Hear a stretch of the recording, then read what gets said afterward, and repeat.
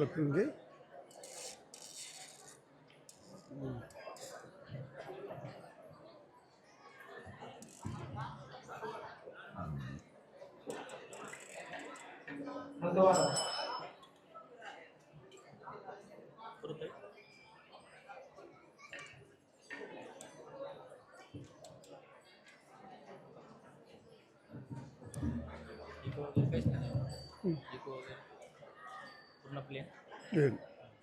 Base base द्यायचा, वरचा आवाज कमी कर, म्हातारा माणसाने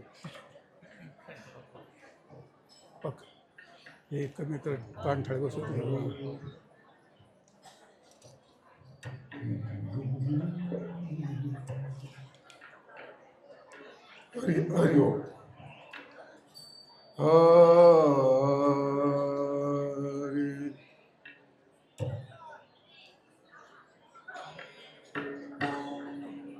जय जय राम कृष्ण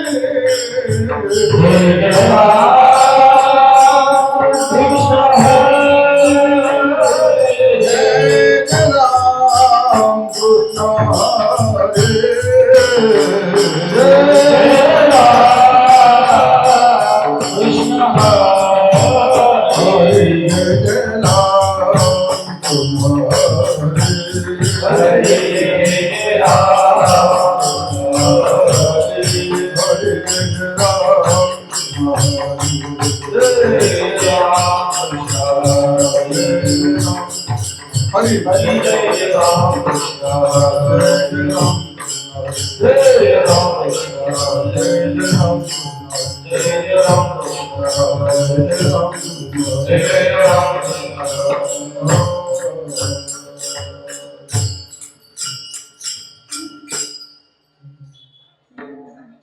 रूप पाहता लोचनी रूप पाहता लोचनी रूप पाहता लोचनी रूप पाहता लोचनी रूप पाहता लोचनी रूप पाहता लोचनी रूप पाहता लोचनी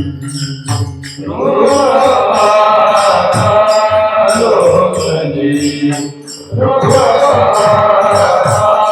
लोचनी सदाले हो गाजनी सदाले हो गाजनी कोहाले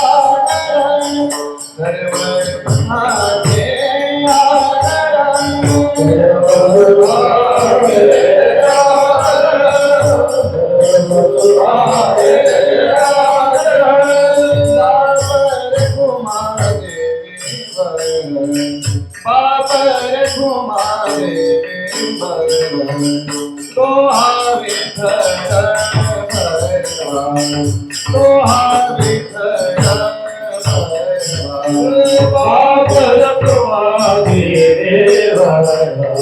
पार कुमारी तू आले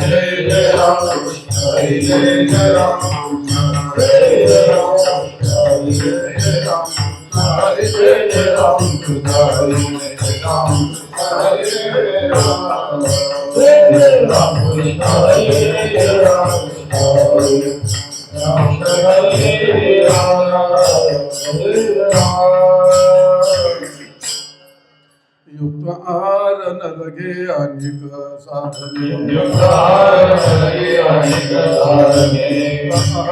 लगे अनेक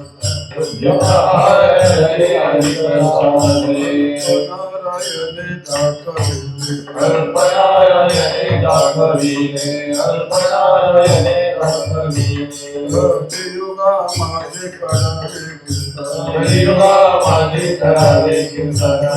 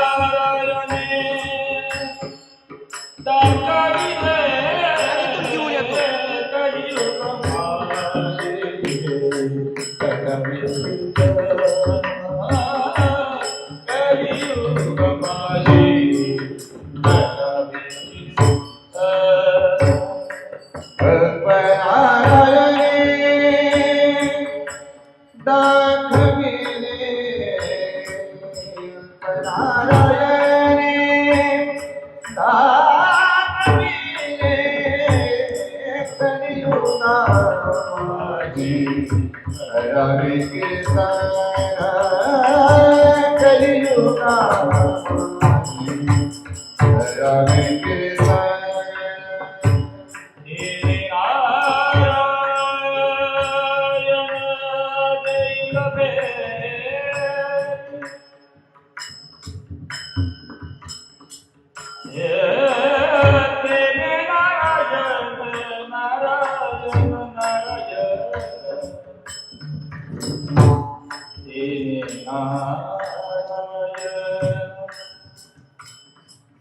नारायण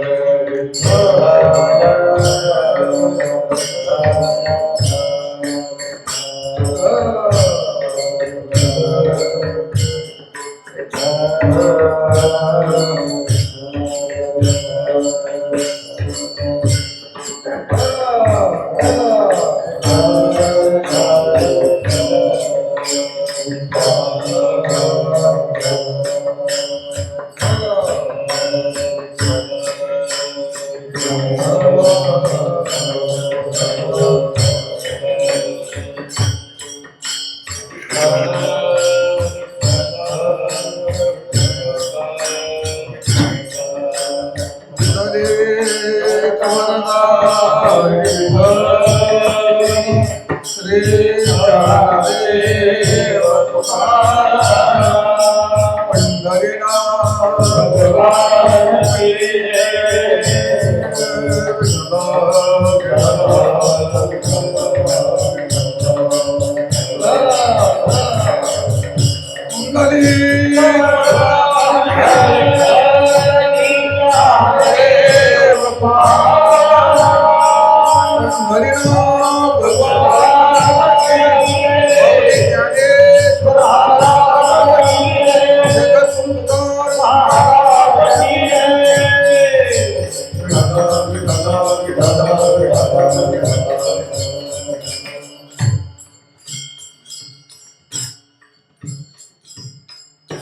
युक्त आहार न लगे अनेक साधने अल्प नारायणे दाखविले कलियुगा माझे करावे कीर्तन तेने नारायण देईल भेटे न लगे लौकिक सांडावा व्यवहार घ्यावे वनांतर भस्मदंड कलियुगा माझे करावे कीर्तन तेने नारायण देईल भेटे तुका म्हणे मज अनेक उपाव दिसती ते वाव नामे वेन कलियुगा माझे करावे कीर्तन तेने नारायण देईल भेटे ध्येयं सदा परिभवग्नमभीष्टदोहम् तीर्थास्पदं शिववीरैचिनुतं शरण्यम् भृत्यारत्यहं प्रणतपाल भवाब्धिपोतो वन्दे महापुरुषदे चरणारविन्दम्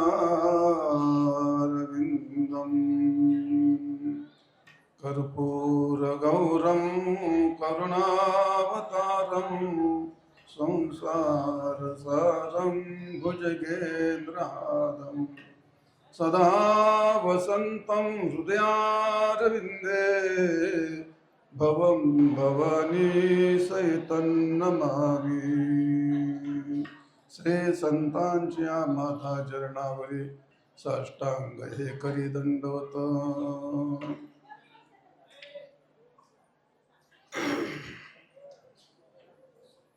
युक्त आहार न लगे अनेक साधने अल्प नारायणे दाखविले कलियुगा माझे करावे कीर्तन तेने नारायण देईल भेटे प्रस्तुत प्रस्तुत सेवेकरता घेतलेला अभंग संत श्रेष्ठ वैराग्यमूर्ती जगद्वंद्य जगद्गुरु श्री संत तुकाराम महाराज यांचा हा 4 चरणाचा कलियुगामध्ये भगवत प्राप्तीचा अत्यंत सोपा सुलभ असा मार्ग सांगणारा नामच कलियुगात नामाचं विशेष महत्त्व प्रतिपादन करणारा अत्यंत उत्तम गोड आणि चिंतनीय अभंग सेवेकरता निवडलाय. महाराज या अभंगात असं म्हणतायत, युक्त आहार न लगे अनेक साधने.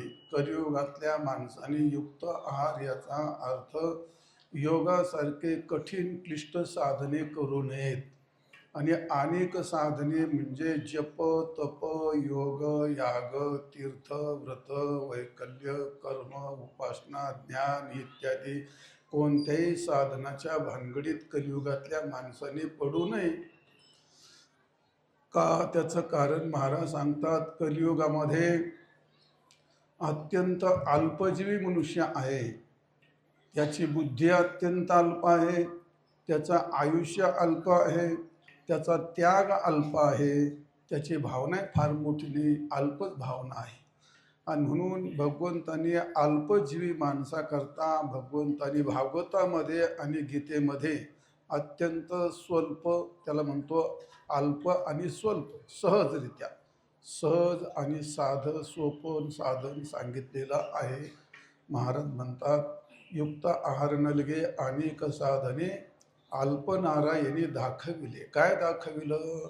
महाराज म्हणतात, काही नाही, कलियुगा माझे करावे कीर्तन. कलियुगातल्या माणसाने भगवंताचं नामस्मरण नामसंकीर्तन करावं. मग त्याकरता त्या नामस्मरणाच्या बळाने तुमच्या घरी येऊन भगवान तुम्हाला भेट देतील. महाराज म्हणतात, कलियुगा माझे करावे कीर्तन तेने नारायण देईल भेटी. निश्चित खात्रीला एक माहिती, आज नाही उद्या, पुढच्या महिन्यात, पुढच्या वर्षात, पुढच्या जन्मात. परमार्थ जन्माने मोजावा लागतो, वर्षांनी महिन्यांनी नाही. पण निश्चित खात्री पुराणामध्ये ऋषीमुनींचे अनुभव आहेत, संत महात्म्याचे अनुभव आहेत, तसे प्रमाण आहेत. शबरीसारख्या सामान्य स्त्रीला झोपडीत जाऊन भगवान भेटलेले आहेत. तुकाराम महाराजाला भांडाऱ्या डोंगरावरती, सावता महाराजांना मळ्यामध्ये, गुरुबा काकांना त्यांच्या घरी चिखलामध्ये, सर्व संतांना तेने नारायण देल भेटी, सुखे येतो घरा नारायण. कोणाला? नामस्मरण करणाऱ्या माणसाला. म्हणून महाराज म्हणतात, कलियुगातल्या माणसाने नामस्मरण करावं, त्याने तुम्हाला नारायण निश्चित भेट देईल. तुकोबरायांचं वाक्य आहे. महाराजांच्या वाक्यावरती आपण विश्वास ठेवला पाहिजे. नामस्मरण करण्याकरता काय करावं लागेल? महाराज म्हणतात, न लगे लौकिक सांडावे. लौकिक काय सांडू नको. लौकिक तुझं जसं आहे तसं राहू दे. काय तुझे काय पत्नी असतील, मुलं, सुना, मुली, जावई, व्याही, मेवणी वगैरे वगैरे वगैरे सगळे नाते गोते काय त्याला खाडाखोड करू नको, तसंच राहू दे. काय करू नको. न लगे लौकिक सांडावा, न लगे व्यवहार सांडावा. व्यवहार काही सांडू नको. शेती करतो चांगली गोष्ट आहे, व्यापार करतो चांगली गोष्ट आहे, राजकारण करतो राहू दे, काय अडचण नाही. समाजकारण करतो कर, काय अडचण नाही. समाजकारण असू दे, राजकारण असू दे, शेती व्यवसाय असू दे, किंवा एखादी नोकरी असू दे, व्यापार असू दे, काही व्यवहार सांडू नको. लौकिकही सांडू नको, व्यवहारही सांडू नको. त्याप्रमाणे काही सोंग ढोंग करू नकोस. परमार्थामध्ये सोंग ढोंग चालत नाहीत. सोंग करणाऱ्या माणसाच्या हातात काही प्राप्त होत नाही. महाराज म्हणतात, न लगे लौकिक सांडावा व्यवहार, घ्यावे वनंतर. देशांतर करू नको, वेशांतर करू नको, भाषांतर करू नको. सोंग करणारी माणसं समाजाला फसवणारी असतात. सोंग करणाऱ्या माणसाला छंदे सोंगे देवजोडी आयशी काय घडी जाणं त्यानं. सोंगा ढोंगाने, छंदाने, फंदाने, छंदी फंदी महाराज नसतो. सोंग ढोंग करणारे महाराज नसतात. म्हणून महाराज म्हणतात, काही बदल करू नको. देहाचा, देशांतराचा, वेशांतराचा, भाषांतराचा बदल करू नको. वृत्त्यंतर कर, वृत्तीचा बदल कर. या मुर्द्याच्या संबंधित बदल करून काही प्राप्त होत नाही, महाराज म्हणतात. आणि म्हणून लौकिक सांडू नको, व्यवहार सांडू नको. घ्यावे वनंतर, भस्मदंड. इतकं सोपं नाही. स्वामीजी बसले तिथं, त्यांना विचारा, हे भगवत धारण केले होते, काय माणसाला जीवन सारखाच घालावं लागतं, इतकी सोपी गोष्ट नसते. आणि तेवढी काही सोंगाचा विषय नाही. भस्मदंड, भगवत धारण करणं, संन्यास घेणं, सर्वसाधारण प्रापंचिक माणसाला, आपल्यासारख्या माणसाला ते झेपणार नाही. तुकाराम महाराजाला हे माहिती होतं. म्हणून महाराज म्हणतात या ठिकाणी, न लगे व्यवहार सांडावा, न लगे लौकिक सांडावा, न लगे वनंतर घ्यावे, न लगे भस्मदंड घ्यावे. काही करू नको. जसा आहे तसा नामाचे चिंतन प्रगट पसारा. आणि करायला तो असं तो करा, जसा आहे तसा राह. कायला सोंग करतो? जो पोषक आहे ते राहू दे, जो व्यवहार आहे तो राहू दे, जे जात आहे ते राहू दे, जे वर्ण आहे ते राहू दे, जे काय असेल तुझं तसं राहू दे. त्याच्यात बदल करण्याचा परमार्थाचा काही कक्केन संबंध येत नाही. काही करू नको. आणि हे आम्ही एवढं सांगूनही जर तुम्ही ऐकत नसाल तर महाराज म्हणतात, तुमची फसगत होईल. तुका म्हणे मज अनेक उपाव. तुम्ही आम्ही सांगत असताना आमचं ऐकलं नाही. कलियुगामध्ये भगवंताचं नाम भक्ती सोडून जर काही साधन केलं तर ते साधन कदाचित तुम्हाला अधोगतीला घेऊन जाईल. मग तुमचे हाल होतील. महाराज म्हणतात, तुका म्हणे मज अनेक उपाव, आणि दिसती ते वाव नामे बिन. कलियुगामध्ये इतर साधनं माणसाला गुंता निर्माण करतात. म्हणून सरळ सोपं साधन, नामसंकीर्तन साधन, सोपे, सर्व पापाचं जळण निवृत्त करण्याचं साधन भगवंताचं नामस्मरण आहे. आणि भगवत प्राप्तीचं भेटी साधन कलियुगातल्या माणसाला नामस्मरणाचं आहे, असा अभंगाचा शब्दशः अर्थ सांगितला. विठाल विठाल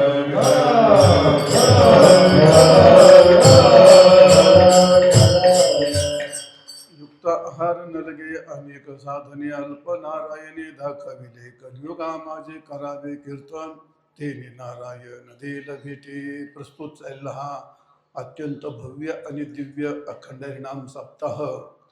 भगवान पैल शिखरेश्वरांच्या परिसरामध्ये त्यांच्या वास्तव्याने पवित्र पुनीत झालेल्या या भूमीमध्ये आणि परमपूज्य गुरुवर्य आनंदगिरी स्वामीजी महाराज यांच्या मार्गदर्शनाने, यांच्या नियोजनाने आणि सर्व तुमच्या भाविक भक्तांच्या उपस्थितीमध्ये सर्व महाराज मंडळी, गुणवान मंडळी, गाणारी मंडळी, मृदुंगाचार्य, गायनाचार्य, हे सगळे महाराज मंडळी, बाकीचे साधू संत यांच्या उपस्थित चालला हा अखंड हरिनाम सप्ताह. आणि त्यात आज माझ्याकडे सेवा आली, कुणीकडून आली, कशी आली आपल्याला काही माहीत नाही. ते आपल्या ते हे आपलं वय पण नाही, कोणीकडे गाडी चालली हे पण मला माहीत. तारीख घेतली म्हणजे इकडे जायचं आहे कार्यक्रमाला. महाराज आमच्या आश्रमात आले होते. हो, महाराज आश्रमात आले होते, भेट दिली ती आम्हाला. आम्ही बऱ्याच वेळ गप्पा मारल्या, बसलो होतो. मला इथं आलो पण काय माझ्या लक्षात नाही, आता विसरूनच जाते पारते वयात. आता काय 80 वर्षाच्या वयात काय राहते माणसाच्या डोक्यात. चाललंय बरं. पण तुमच्या इथं आल्यावर तुमच्याकडे पाहिले होते, यांनी सांगितलं महाराज आपल्याकडे आली होती.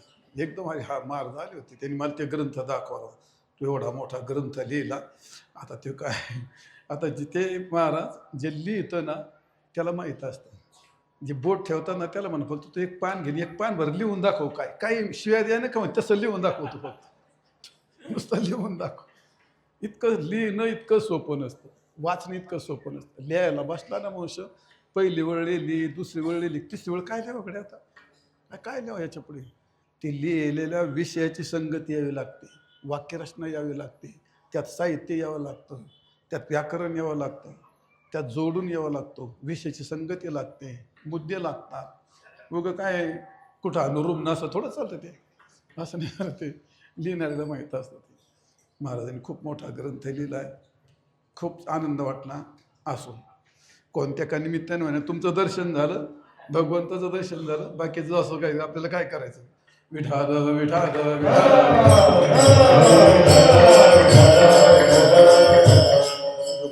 हार नलगे अनेक साधने अल्प नारायणी हे बा. याच्यात आवाज आपटतोय माग, त्याला काय थोडासा बेस दे आणि हे करणे जरा कमी कर. काय लोकांचे कान फोडतो, लय तुझं भारी ते. हरि हो, हां छान मस्त. तुम्हाला ऐकू येतं का सगळ्याला? हरि हो, छान मस्त. असं आहे. काय करावं या लोकांना, यांना वाटतं आपलं स्पीकर लावलं पाहिजे ना, असा मोठ्याने आवाज करून देतात. अरे लोकांचे लय कान फुटायला लेतले, लोक दवाखान्यात पाठवले तुम्ही, एवढं नाही लागत वार करायला. अरे हो, फार छान आहे, मस्त. यातला कर्कशपणा झाला का कीर्तनातला सात्विकपणा निघून जातो, भक्तिरस निघून जातो, शांतरस निघून जातो. आता तुम्ही पाहता, तुम्ही जाणकर माणसं आहेत, ते कर्कशपणा अजिबात नसला पाहिजे. खूप शांत, सायलंट, गांभीर्य स्वरातला असलं पाहिजे. त्या शब्दाचा परिणाम होतात श्रोत्यावरती. इथं भक्तिरस तयार होतो, चैतन्य तयार होत असते. उगं ते तांबाजीकडे असं किरकिर किरकिर भलत्या आडायचे, विकू लावून द्यायचा, काय त्यात नाही, शांतता नाही राहत. आता आम्ही म्हातारे, आम्ही सांगायचे सांगतो, आमचं थोडंच कोण ऐकतं ना, ऐकलंच पाहिजे ना, असा काय दावा नाही भाऊ. आम्ही फक्त सांगतो एवढीच गोष्ट, कुठं गाठून मारलं तर करतो का आपल्याला. असं तो भाग. युक्त आहार न लगे आणि छान आहे आता मस्त पैकी. छान. तुझं लग्न झालंय का? काय माझ्यासारखं तुझी दैनच्या चांगलं आहे तुझं. आता पुढच्या वर्षी माझी एवढी बायको होईल, तुला काय अडचण नाही. युक्त आहार न लगे अनेक साधने अल्प नारायणे दाखविले कलियुगा माझी करावे कीर्तन तेने नारायण दिल भेटे. महाराज या ठिकाणी आपल्याला भगवत नामाचं महत्त्व प्रतिपादन करतात. वेदामध्ये योग सांगितलेले आहेत. महाराज प्रथम म्हणतात, युक्त आहार नलगे म्हणजे योगासारखे क्लिष्ट साधन करू नका. का करू नका? वेदामध्ये 3 प्रकारचे योग सांगितले. पहिला सांगितला ज्ञानयोग, दुसरा सांगितला भक्तियोग म्हणजे उपासना योग, आणि तिसरा सांगितला कर्मयोग, आणि चौथं पतंजलीने पुरस्कार केला सांगितला अष्टांग योग. 4 योग आहेत.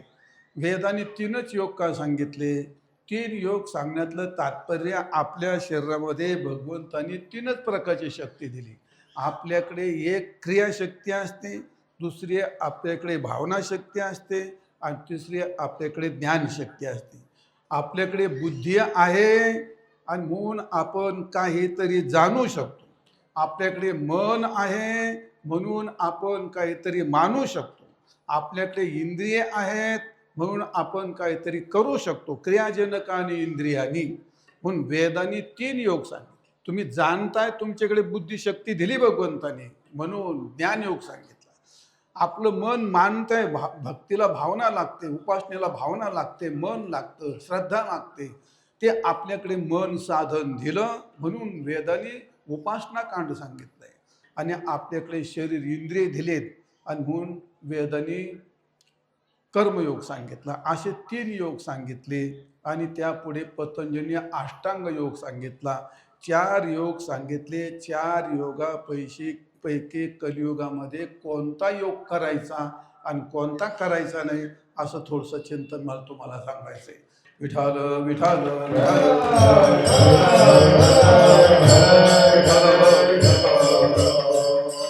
पहिलं ज्ञानयोग. परमार्थात सगळ्या ग्रंथाची सुरुवात ध्यानापासून होत असते. ध्यानापासून सर्व ग्रंथाची सुरुवात. गीतेची सुरुवात 2ऱ्या अध्यायाच्या 11व्या श्लोकापासून गीतेची सुरुवात झाली. अशोच्यानन्व शोषत्वं प्रज्ञावाद, ज्ञानापासून सुरुवात आहे. त्या ठिकाणी ज्ञानेश्वरीची सुरुवात ओम नमो ज्याद्या, वेद ज्ञानापासून सुरुवात आहे. तुकोबारायांच्या गाथेची सुरुवात समचरण दृष्टी विटेवरी साजरीन तेथे माझ्या हरी वृत्ती, हा ज्ञानवाचक शब्द आहे. ज्ञानापासून सुरुवात.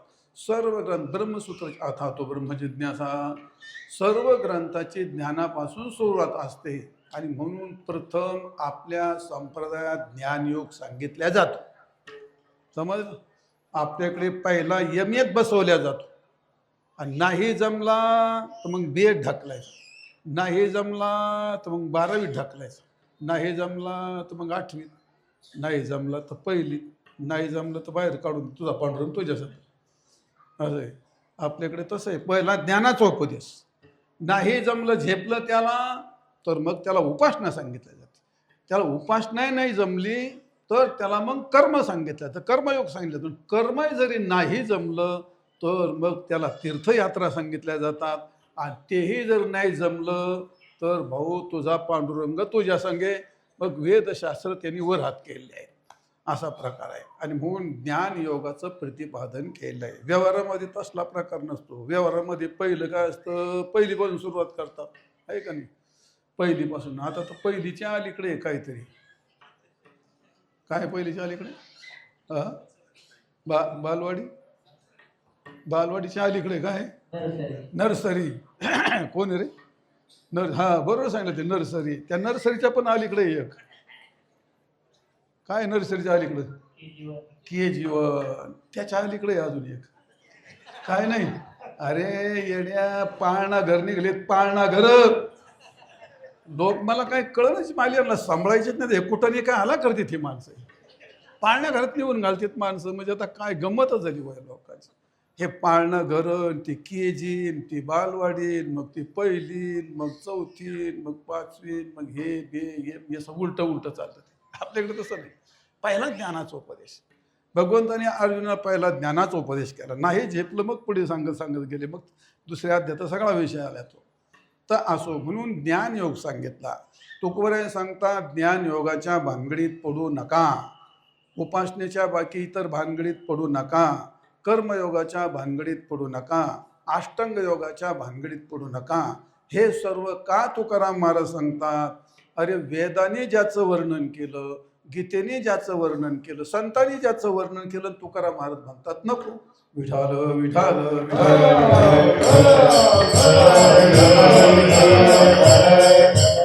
हो. वेदा ज्ञाना वाचून मोक्ष होत नाही. वेद असं म्हणतो, यदा चर्म वदाकाशम व्यष्टयिष्यन्ति मानवः तदा देवमविज्ञान दुःखशांत भविष्यती ज्ञानात्वे कैवल्यम वगैरे वगैरे ब्रह्मविद ब्रह्मैव भवती अनेक प्रमाण आहेत. ज्ञानानेच मोक्ष होतो असं वेदाचं म्हणणं आहे. तुकाराम महाराज म्हणतात नको, ज्ञानेश्वर महाराज म्हणतात की ज्ञान काय विरक्ती वाचून काही ज्ञानाशी तज्ञेचे नाही, म्हणजे ज्ञानानेच मोक्ष. ज्ञानेविन एके उपाय करशे जितुके हे रघुंपिशे.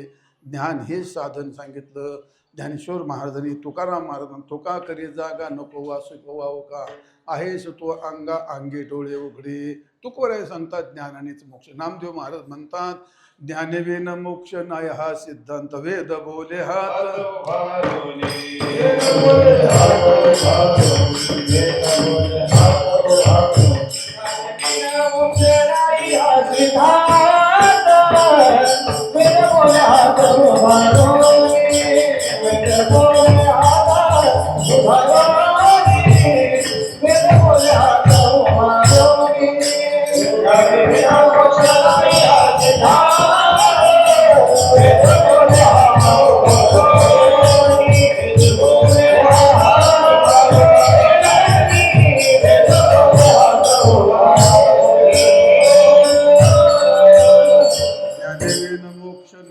सिद्धांत वेद बोले हात उभारुनी. सर्व संतांचं म्हणणं आहे. गीता म्हणते इदंतुते व हेतम प्रवक्ष्यामि न सूये ज्ञानम विज्ञान सहितम अनेक राजविद्या राजगुह्यम. अरे ज्ञानानेच मोक्ष होतो. वेद सांगतो, गीता सांगते, मौली ज्ञानोबराय सांगतात, तुकोबराय सांगतात, नामदेव महाराज सांगतात. तर तुकाराम महाराज नको का म्हणतात? तुकाराम महाराज म्हणतात ज्ञान योगाच्या भानगडीत पडू नका असं का म्हटलं? त्याचं तात्पर्य कलियुगामध्ये ज्ञान प्राप्त करणं इतकं सोपं नाही. ज्ञानाची गोष्ट बऱ्याच माणसाला असं वाटतं हे धोत्रे, हे फेटा बांधलेले, भगव घातलेले देव भोळे माणसं आहेत. यांच्या डोक्यात हे देव भोळे माणसं आहेत. भल्या माणसं हो, तुमचे कोणाचे लई दानत हे ना, जे BA MA झालेत पार. माझ्या पुढे एक CA बसलेत माझ्या पुढे, इंजिनिअरिंग डॉक्टर. अर्ध्यातून टाकून पळवलेत ते प्रभाकर सांगत असताना अर्ध्यातूनच टाकून पळवले ते. लय अवघड आहे बाबा ते. म्हणजे परमार्थाचे अरे बुद्धीचे लचके तोडतंय ज्ञान, माणसाचे फाटते. अरे एका वहीवरती जर PhD मिळवतात, एका अभंगावरती ते PhD मिळवतात. इतकं सोपं आहे ते? इतकं सोपं नाही. तत्त्वज्ञानाची गोष्ट फार कठीण आहे ती गोष्ट. कलियुगामध्ये ते तत्त्वज्ञान प्राप्त करणारे 40-45 वर्ष झाले मी घासतोय. माझी हाडकं फार हाडकाची काडकं झालीत माझी. आता शिकलो तरी कापऱ्या कोपऱ्यात कळायला लागले. इतकी ती कठीण गोष्ट असते. आणि म्हणून सर्वसामान्याला झेपणार नाही. तुकाराम महाराजांना कलियुगामध्ये पुढे काय होईल हे महाराजांना माहिती होतं. ज्ञान तत्वज्ञान प्राप्त करण्याकरता त्याला व्याकरण लागतं, न्याय लागतो, वेदांत लागतो, सगळ्या गोष्टी लागतात. आणि ही गोष्ट सर्वसाधारण सामान्य माणसाला समजणार नाही ती. आणि आता कलियुगामधली गोष्ट तुम्हाला माहिती आहे. ज्ञान ऐकण्याची पात्रता नाही आणि ज्ञान सांगण्याची पात्रता नाही. महाराज मंडळीला माहिती, यांना तुम्हालाही माहिती. तुम्ही तर लय चालू माणसं, तुम्ही तर लय बनेल शहाणे. अरे ते ज्ञान की आता सध्या ज्ञानाचं व्यासपीठ आहे. त्या ज्ञानाच्या व्यासपीठावरती लोकांनी एक पात्री नाटक उभं केलंय. इथं पवाडे म्हणणार आहेत महामूर्ख, इथं पवाडे म्हणणार आहे त्याच्यावरती. याच्यावर पवाडे म्हणतायत, पिक्चरचे गाणे म्हणतायत. अरे त्याला व्याकरणाचं ज्ञान नाही, वेदांताचं ज्ञान नाही, संगीताचं ज्ञान नाही, नाही तपश्चर्या नाही, ना पायवाऱ्या केलेल्या नाही, ना पारायण केलेले नाही. भूत काय आलं तुम्हाला कीर्तन करायला? भूतड काय आलं तुम्हाला कीर्तन केलेलं? काय होतं? काय कीर्तन करायचे तुम्हाला? पुढं तुमचं ज्ञान होतो चाललंय.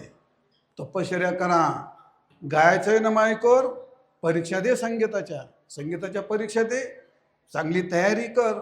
का लोकांचे कान फोडितो घेण्या देण्याचे? वाजवायचं आहे ना तुला, चांगलं शास्त्रयुक्त शिक. तसं कीर्तन करायचं ना, व्याकरण शिक, वेदांत शिक. ह्या अशा आत्म्यांच्या पुढे बसून अध्ययन करा. 2 वर्ष 5 वर्ष 10 वर्ष अध्ययन करा, मग सांगते. पण ते कशाचा विषय घे संपला. ज्याला जितकी कॉमेडी करता येईल, जितका कीर्तनात विनोद असो, नाथ मार्दने आपलं विनोद असला पाहिजे, हसलं पाहिजे, जरूर हसलं पाहिजे, पण ते बुद्ध्याला धरून असावं, परिस्थितीत असो, तिची भाषा असावी, योग्य असो, मग ती गोष्ट चालते ते असो. तो मुद्दा असा आहे, कलियुगातली माणसं सांगण्याची पात्रता नाही आणि ऐकण्याची पात्रता नसेल आणि म्हणून तुमचं आयुष्य वाया जाईल. म्हणून तुकोबराय सांगतात, कलियुगात ज्ञानाच्या भानगडीत पडू नये. विठाल विठाल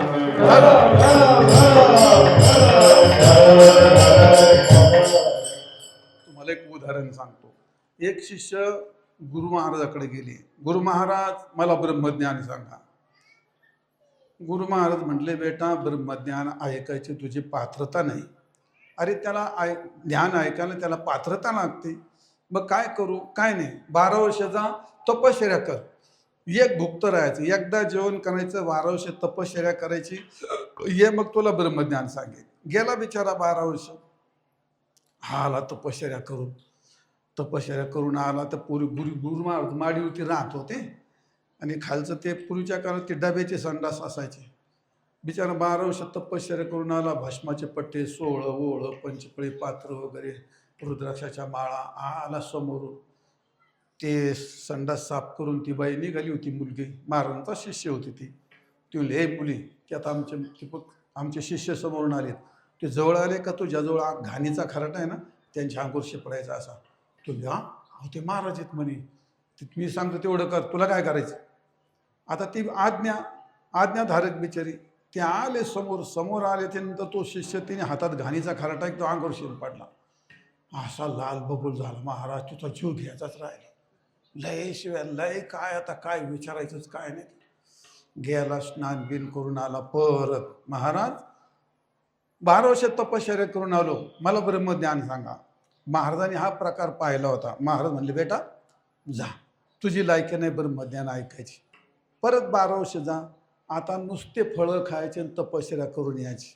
गेला, नुसते फळं खाऊन तपश्चर्या करून आला.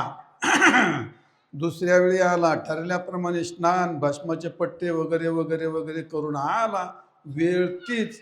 गुरु महाराजांनी पाहिलं आणि ती मुलगी संडास साफ करून निघाली. म्हणजे हे बघ, ते आमचा शिष्य आला आता जवळ आला, त्याला असा धक्का द्यायचा, डब्यातली घाणे त्याच्या अंगावर पडली पाहिजे. आता ती म्हणजे मला मागच्या वेळी इतका रागवला तर माझं थडगच बांध तो बाबा. मी सांगतो तेवढं कर. आता ते आला जवळ आलं, तिने पाहिलं आली बा मला ही पुतना मागची. असं गेलं, तिनं असा धक्का दिला ना, त्याच्या अंगावरच घाण पडली. आता पुन्हा इतका रागवला, पण पहिल्यापेक्षा 2-5% जरा कमी रागवला. झालं, गेला, स्नान करून आला. महाराज 12 वर्ष तपश्चर्या करून आलो, मला ब्रह्मज्ञान सांगा. बेटा ब्रह्मज्ञान ऐकायची तुझी लायकी नाही, जा. आता नुसतं पाणी प्यायचं, वाळलेले झाडाचे पानं खायचे आणि तपश्चर्या करून यायची. आता किती वेळ होती ती? 3री. आताच कोण जाईल का? जय 12 वर्षे जय दयाचा महाराज फारच गेला चुलीत, आम्हाला दुसरा महाराज. 6 महिन्याला महाराज बदल, 6 महिन्याला संप्रदाय बदलते, 6 महिन्याला गुरु बदलते. माणसं काय परमार्थ कळतो त्यांना काय कळत नाही. गेला, आज्ञाधारक होता बिचारा. गेला, आला, नुसतं पाणी प्यायला, पानं खाल्ली, आला. आता तपश्चर्या झाली 36 वर्ष. 36 वर्षांनी आला, कार्यक्रम तोच. आता तुम्ही सांगा, 36 वर्ष तपश्चर्या झाले माणूस नीट चालेल का? असा वळंब्यात आला होता तो. अहो 4 वर्ष आळंदीत राहिले तो, असं वळंब्यात चालत येते. 2-4 चाली म्हणतात. हा आला होतो. आता आल्यानंतर गुरु महाराजांनी पाहिलं, सांगितलं, हे बघ आता काय नाही का, डोक्यावर डबा उचला आणि त्याच्या डोक्यावर पालथा करायचा. समोर आला, पातं लवतं न लवतं त्याने डबा उचलला का डोक्यावर पालथा केला. आता काय झालं असेल चित्र महाराज. असं चित्र बदललं, हातातलं पंचपळी पात्र फेकून दिलं आणि त्या बाईला साष्टांग तोडत होतं. बाई तू बाई नाहीस, माझी आहेस, तू माझा गुरु आहेस, तू मला 36 वर्ष तपश्चर्या घडवली. हे चित्र गुरुनी पाहिलं, वरून धावतच आले, उघडे पळत आले, घाणी सगळं शिष्य होतात. बेटा गुरु तुला ब्रह्मज्ञान सांगतो, आज तुझा अधिकार प्राप्त झाला. महाराज म्हणतात, काम क्रोध लोभ जयाचे अंतरी, नाही अधिकारी ऐसा येते.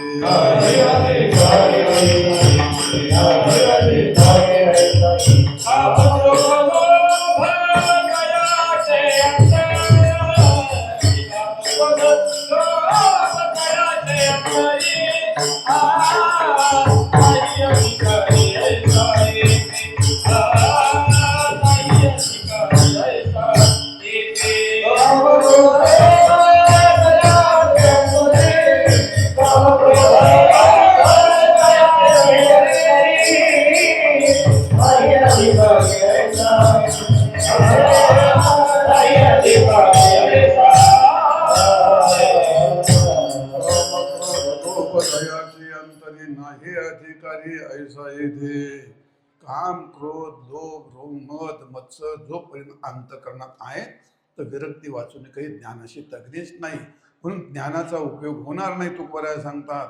म्हणून महाराज म्हणतात ज्ञानयोग नको, उपासना योग मागं ठेवतो, कर्मयोग नको. कर्म फार क्लिष्ट असतं, अत्यंत सूक्ष्म असतं. किम कर्म किम कर्मेती कवयो पित्रमोहित. हा अरे ज्याने कर्मधर्माचे कायदे केले त्यांचीच बुद्धी त्यात गुरफडून अडकली. कर्म करण्याकरता ते ब्राह्मण संध्या करतात. ओम केशवाय मामा, ते मापापेक्षा पाणी जास्त घेतलं का दारू पेल्याचं पाप लागतंय. जिथं यज्ञ करायचं सुवर्णच्या नांगरावी भूमी नांगरावी लागते, आपल्या सापत्या सासत नाही तर मुळाभर इकडं गाजरभर तिकडं. तेवढ्याच अंतराचे ते लागतात, 16 खांब लागतात, अंतर सारखं लागतं, दाता होता उदर. इतकं किचकट प्रकरण आहे ते कर्माचं, कळता कळत नाही. कर्म प्रकरण कळता कळत नाही. अरे मग कळतच नाही तर घडेल कसं? कर्म करणं हे कठीण आहे, कळणं कठीण आहे. म्हणून महाराज म्हणतात कर्मयोगाच्या भानगडीत पडू नये. आणि कर्माची गोष्ट अशी, कर्म जर झालं नीट झालं आणि जर का चुकलं तर सगळा खेळच खालास होतो माझा. कर्मधर्म नव्हते सांग उन्या अंगी पत,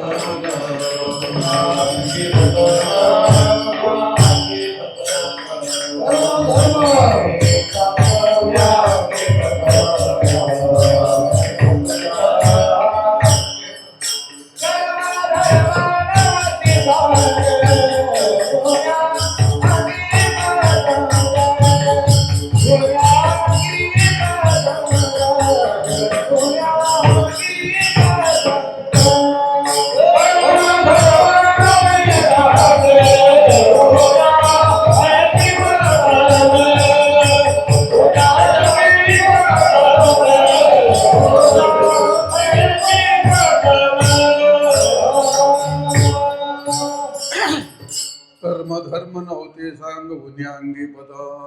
कर्माची गोष्ट अशी महाराज, थोडं जरी चुकलं, त्या अथर्ववेदामध्ये मंत्र आलेत, जारण मारण उच्चाटन स्तंभन मोहन असे मंत्र आलेत.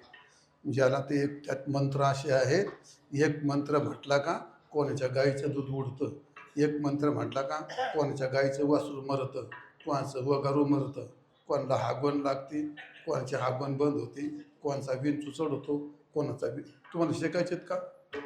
हां, मी फुकट शिकवतो, शिकायचं तुम्हाला कोणाला? हां, तुम्ही लई लांब राहिले रे, हे लई वर आले, हे जवळ पाहिजे असं मैदानात, म्हणजे मग चांगलं होतं. ते लई ऊन झालं, याचं स्टेज कीर्तनाला स्टेज नाही काय कामाचं. ते मंत्र कोणालाही शिकता येत नाहीत. ते कुठेही त्याला काय लागतं, ग्रहणाचा काल लागतो आणि बिंबी एवढ्या पाण्यात उभं राहावं लागतं. आणि रात्री मग ते जारण मारण जर शिकायचं असेल तर मग त्याला त्याची प्रक्रिया सांगितलेली आहे, बरं का. आणि ती जर विद्या शिकायची असेल त्याला माणसाची टवकी लागते.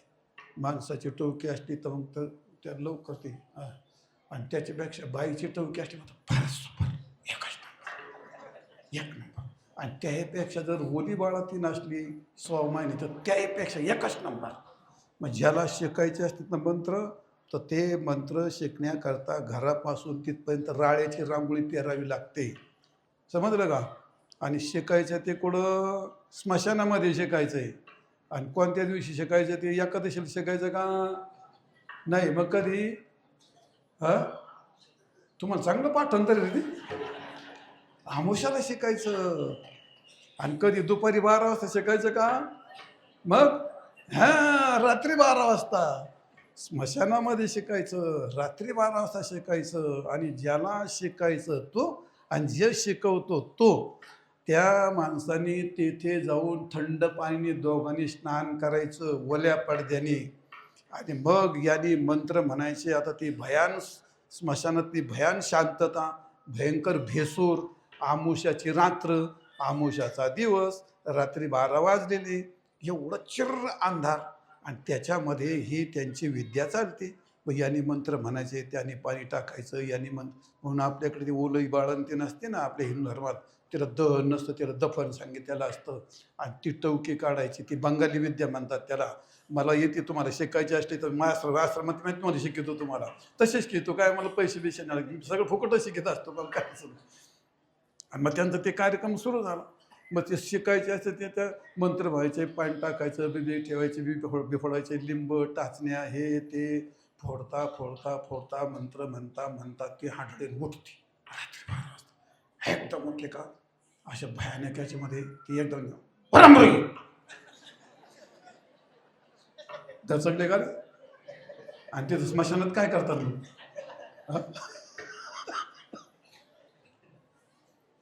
बोल बघता काय पाहिजे. ती असं म्हणली, जर ते घाबरले तर ते दोघांना खाऊन टाकते, आणि जर योग्य झालं तर त्यांना ती विद्या प्राप्त होते. मंत्र चळे थोडा थडचे होय वेडा. असं कर्म हे अत्यंत कठीण आहे. तुकाराम महाराज म्हणतात, कलियुगामध्ये कर्माचे मार्गांना सगळी ग्लानी आलेली आहे, आणि म्हणून कलियुगातल्या माणसाने कर्माच्या भानगडीत पडू नये. अवघ्या वाटा झाल्या क्षीण, कलिन घडे साधन. अवघ्या वाटा झाल्या क्षीण,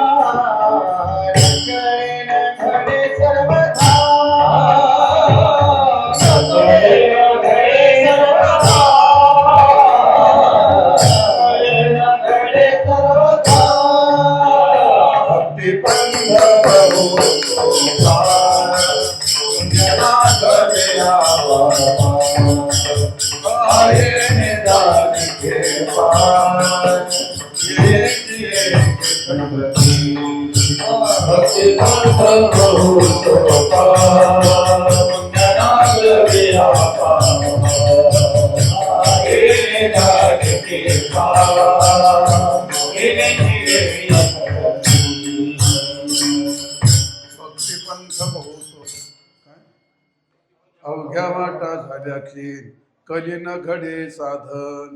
उचित विधी विधान न कळे न घडे.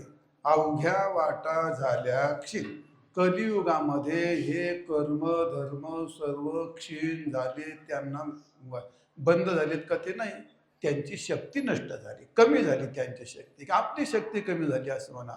त्याकरता देश काल हे सगळे विशिष्ट प्रकारच्या गोष्टी लागतात, आणि म्हणून त्या काही इथं जमत नाहीत. म्हणून महाराज म्हणतात, अवघ्या वाटा झाल्या क्षीण, कलीन घडे साधन. कलियुगामध्ये ते साधनं सिद्ध होत नाहीत. न कळे आणि न घडे, समाजाला ते कळत नाही, आणि म्हणून त्यांच्याकडून ते घडत नाही. समाजाला काही कळत नाही. महाराज अरे 700 वर्ष झाली त्या संप्रदायाला, आमसारखे हजारो कीर्तनकार या समाजाने उघडून खालीत, पण यांचा अजून देवही ठरणाच आहे. कुणीकडं वर शेपट करून पळतील आणि कोणाच्या माग उधळतील, यांचा काही भरोसा नाही. महाराज आज यांचा हा देव तर उद्या त्यांचा तो देव, आज हा महाराज तर उद्या तो महाराज. काही निष्ठा तयार व्हायला तयार. समाजाचं डोकं काय गाजराने भरलंय काय समजायला तयार नाही. महाराज किती कीर्तन ऐकलेत, काय झालं, पण काही नाही. आणि आपला बहुजन समाज म्हणजे जनावरापेक्षाही पलीकडची गोष्ट, काय नाही संस्कार. अजून लोकांना कोणता देव पूजावं, कसा पूजावं, कुणीकडे तोंड करावं, काय घेऊन बसावं, काही कळत नाही. कळत नाही, हे पण नाही कळत महासमाज. वाईट गोष्ट आहे, काय नाही कळत. त्याचं कारण काय, विशेष नाही राहिला ना काही. मी नाही सांगत तुकाराम महाराज म्हणतात, महाराज म्हणतात, अवघ्या वाटा झाल्या क्षीण, कलीन घडे साधन, आणि न कळे उचित विधीन विधान. समाजाला विधानही कळत नाही आणि विधी कळत नाही. काय नाही कळत, विधी नाही कळत आणि विधान नाही कळत. कशाचं काय कळतंय? आजकाल तर विषयच मिटलाय. शिकले त्यांना काय शेपट फुटले. अरे BAM झाला म्हणजे त्याला काय लय अक्कल येते. त्याने काय होतं? BAME झालं म्हणजे होतंय काय? त्याने काय होतं काय? तुला काय जगत कळतं का? तुला जीव कळतो का? तुला जीवन कळतं का? तुला समाज कळतो? कळतं काय तुला? त्याला आईबाप कळणार गाढवला. आणि दुसरं काय कळतंय? टक्क्याने काय कळतं? टक्के म्हणजे ज्ञान असतंय काय? नाही, टक्क्याचा ज्ञानाचा सुतराम संबंध नसतो. तुकाराम महाराज म्हणतात, हो का पंडित शहाणा. टक्क्यावाले पंडित असतात आणि अडाणी पण शहाणे असतात. अडाणी पण कंपन्या चालवतात. अरे ह्या बाया अडाणी आहेत. 10 संसार एकटी खांद्यावर घेऊन चालते. ती चालवती का नाही प्रपंच सगळं एकटी? काय ते काय इतके पंडित आहे काय? ती कशा करता सांगितलं तुम्हाला? उचित विधी विधान कळत नाही. कळत आहे तुम्हाला? जेवायला बसल्यावर काय करता? काय नाही, तंबाखू थकून टाकला. दुपारात 4 वाजता एखाद्या गाडीवर गेला का, ये ना का? अरे इथं वडापावले भारी मिळतो. पायात बुटड थोबडात काय नाही, घेतला वडाक लागला कुत्र्यासारखं. काय का 4 वाजता खायची वेळ हे का? तू काही दुष्काळातून आलाय तू का? खाल्लंच पाहिजे अशी काही गरज आहे? याला संस्कार म्हणतात होय? बाई गरज आहे का काय? तर याला म्हणतात संस्कार नाही. सगळं सुधारलं. अरे तुमचे भांडे सुधारले, कपडे सुधारले, रस्ते सुधारले, झोपड्याचे मातीचे घरं गेले, बंगले आले, घरं सुधारली, भांडे सुधारली, कपडे सुधारली, भाषा सुधारली. त्याला खेड्यातल्या बाया पण इंग्लिश ठोकायला लागल्यात. भाषा सुधारली. सगळं सुधारलं. सगळं सुधारलं. संस्कार मातीत गेले महाराज. संस्कार पार मातीत घातले समाजाने. पशुचं आणि माणसाचं अंतर इतकं पार जमीन जवळ आणलंय. उभेनी खायला लागली. आता पुढचं नाही सांगत मी तुम्हाला, तुमच्या लक्षात आली काय गोष्ट. संस्कार महाराज किंमत मोजावी लागते परमार्थ करायला. एकादशी करायची ते हे लोकांना विचारा. अरे एकादशी 3 दिवसाची करावी लागते, कशी किंमत मोजावी लागते? ह्या संन्यासी माणसाला विचारा. तुम्ही लय गार लागत, आमसारख्याला गार लागतं म्हणून चालत आहे काय? झक मारून पहाटे 4ला उठावंच लागतंय. आम्हाला उठावंच लागतंय. गारपण स्नान करावंच लागतंय. ती विधी करावीच लागते. ते नित्यनेम करावेच लागतात ते. मग आता हे काय तुम्हाला तुमच्या वाटेला काहीच नाही. ब्रह्मदेवकडून पासपोर्ट घेऊन आले तुम्ही, कुणीकडे बिन काही बी. आज 10 उद्या 8 आले कुणीकडे का? संस्काराचा पत्ता नाही. मग महाराज म्हणतात न काय? उचित विधी विधान न कळे आणि न घडे. कळत नाही त्यामुळे समाजाला ती गोष्ट घडत नाही. विठाल विठाल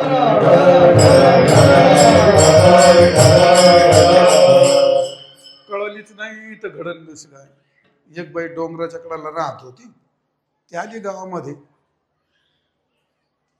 मोठं गाव होतं तिथं. श्रावणाचा महिना होता.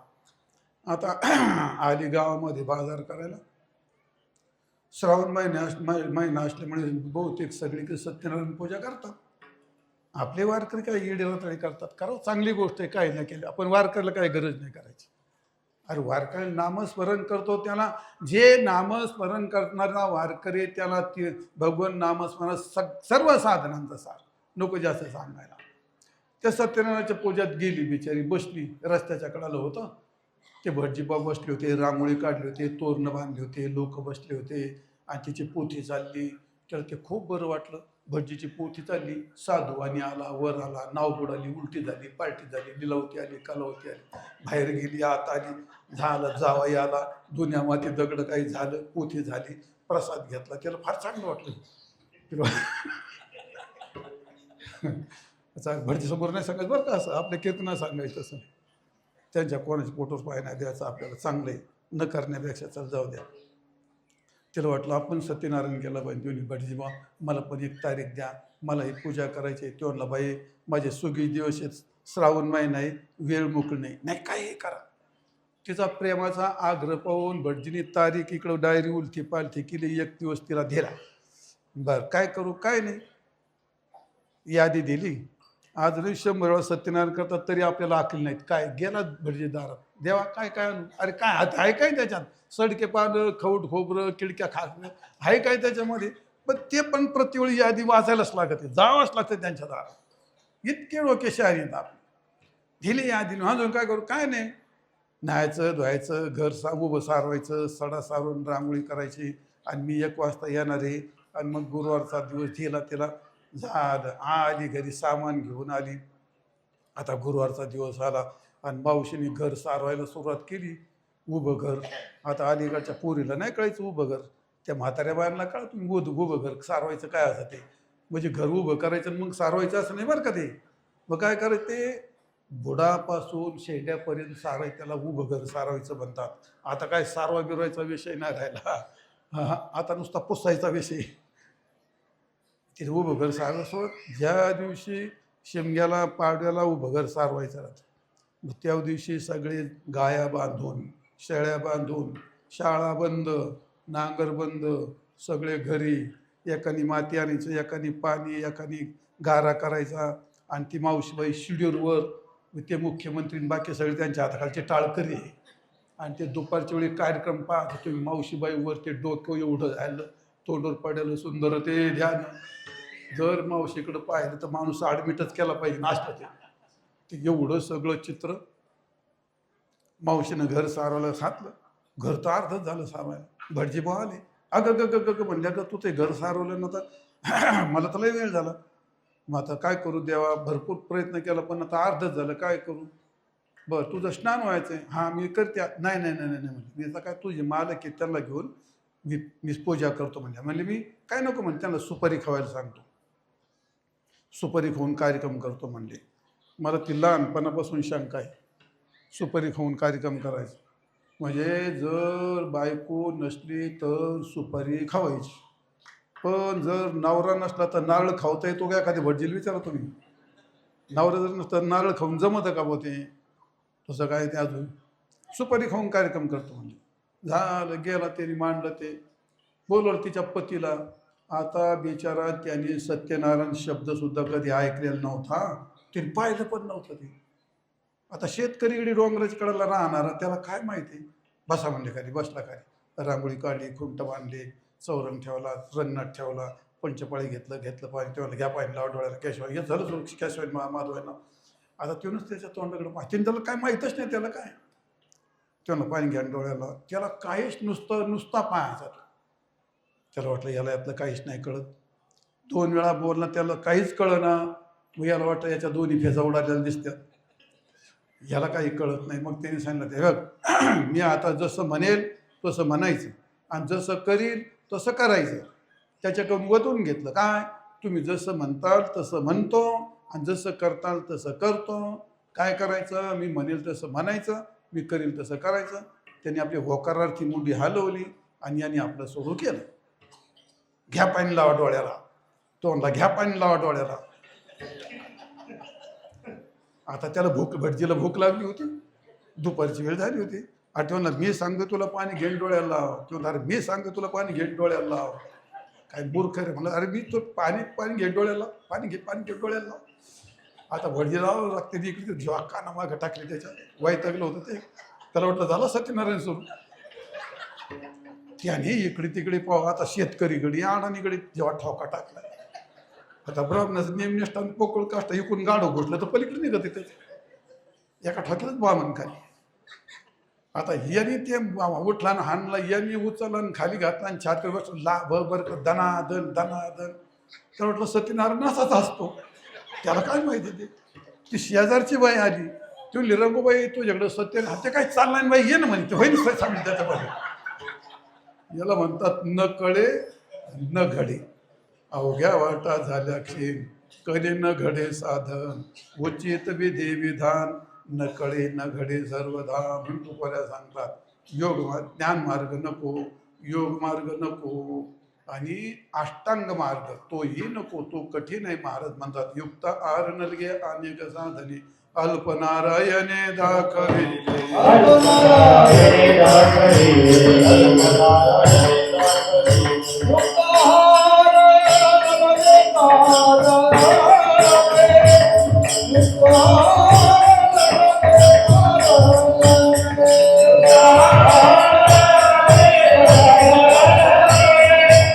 Hare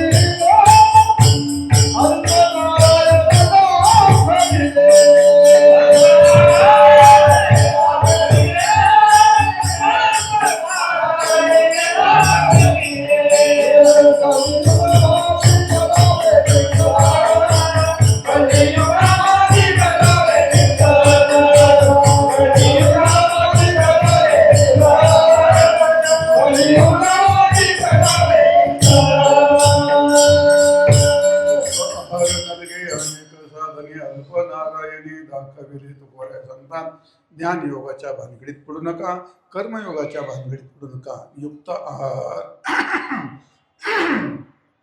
युक्त आहार याचा अर्थ आहे अष्टांग योग. युक्त आहार विहारस्य युक्त चेष्टस्य कर्मसु युक्त स्वप्नावबोधस्य योगो भवति दुःख. अष्टांग योग हा अत्यंत कठीण आहे. ज्ञान योग हा अत्यंत काय म्हणतात सूक्ष्म आहे. ज्ञानयोग दुस्तर आहे, कर्मयोग सूक्ष्म आहे आणि अष्टांगयोग अत्यंत क्लिष्ट कठीण आहे. आणि म्हणून तुकोबऱ्या सांगतात अष्टांग योगाच्या भानगडी युक्त आहार न लगे. भगवान गीतेमध्ये असं म्हणतात, अर्जुना अरे हे योगाचं साधन फार कठीण आहे. क्लेशोधिक तर देशाम अव्यक्ता सप्तचेतसाम अव्यक्ता हे गतिर्दुःखम देहवद्भिर्वाप्यते जे भूतांच्या हिते जी जी सकळ हितांच्या भूती निरालंब अव्यक्ती पसरली असक्ती भक्ती तया महेंद्रादी पदे करिता ती वाटवधे रिद्धी सिद्धींचे द्वंद्वे पडुनी ठात काम क्रोधाचे विरग उठवती अनेक शून्य आयशे अंग झुंजावे तहानिल्या तहानच प्यावी भुके लिया भूकच खावी अहो रात्र वावे मवा वावा रवुनी देहाचे पोडणे विरोधाचे झाडाशी साधने चाळावे गा शीत वेढावे उष्ण पांघरावे वृष्टीच्या असावे घरात किंबवना पांडवा हा अग्निप्रवेश नित्यनवा आणि भातारेविन करा तो हा योगो. इतकं कठीण आहे हे सगळं वर्णन केलं. वाचलं तर कळणं कठीण, सांगितलं तर ऐकायची फजिती होती माणसं. इतकं कठीण आहे. मग ज्ञानेश्वर महाराजांनी त्याला एक उदाहरण दिलंय. काय उदाहरण दिलंय? जसा म्हातारा मनुष्य असतो आणि म्हाताऱ्या माणसाच्या तोंडामध्ये दात नसतात. तुमच्याकडे काय म्हणतात त्याला? आधी ते काय म्हणतात रे? बोचरा म्हणतात ना? हा, आमच्याकडे आपलं काय फार अंतर नाही, त्याला बोचराच म्हणतात. अगदी खरी गोष्ट झाली तुम्ही. त्याला बोळका म्हणतात, बोचरा म्हणतात. त्या बोचऱ्या म्हाताऱ्याला जर फुटाणे खायला दिले तर खाईल का ते? नाही. आणि वाटाणे खायला दिले तर? पण लोखंडाचे फुटाणे खायला दिले तर खाईल का तो? ज्ञानेश्वर महाराज म्हणतात पाहे पा लोहाचे चणे जै बोचऱ्या पडती खाली ते पोट भरणे की प्राणी शुद्ध. त्याचा जीव घेणे का त्याला त्याचं पोट भरणे येते. मग तसं जसं त्या बोचऱ्या म्हाताऱ्याला लोखंडाचे फुटाणे खाणं शक्य नाही तसं कलियुगातल्या माणसाला योग करणं शक्य नाही. म्हणून योगाची वाटा जे निघाले गा सुभटा तया दुःखाचा शेल वाटा भागा आला. आणि म्हणून ज्ञानयोगाच्या भानगडीत पडू नका, कर्मयोगाच्या भानगडीत पडू नका, अष्टांग योगाच्या भानगडीत पडू नका. विठाल विठाल.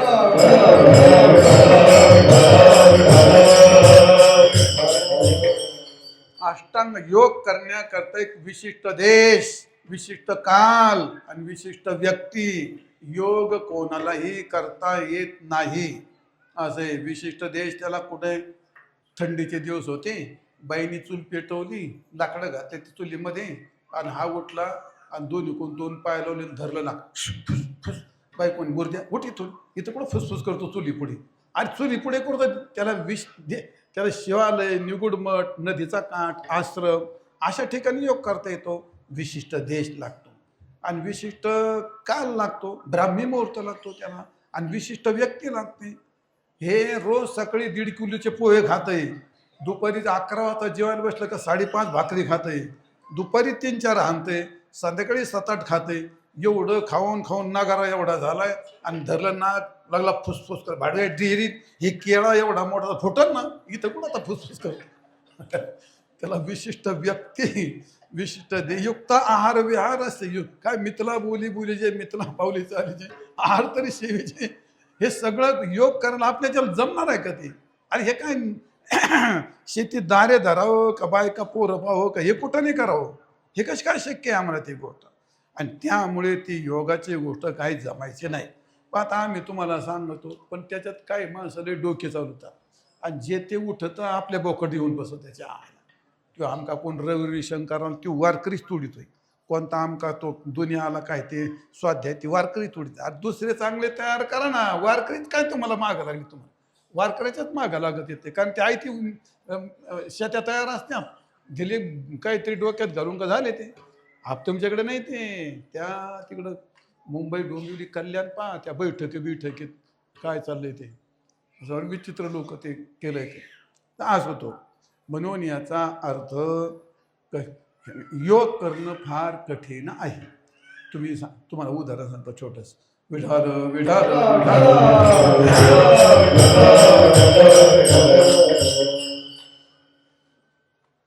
माझ्या संस्कृतच्या पुस्तकात एक उतारा आलेला आहे तो.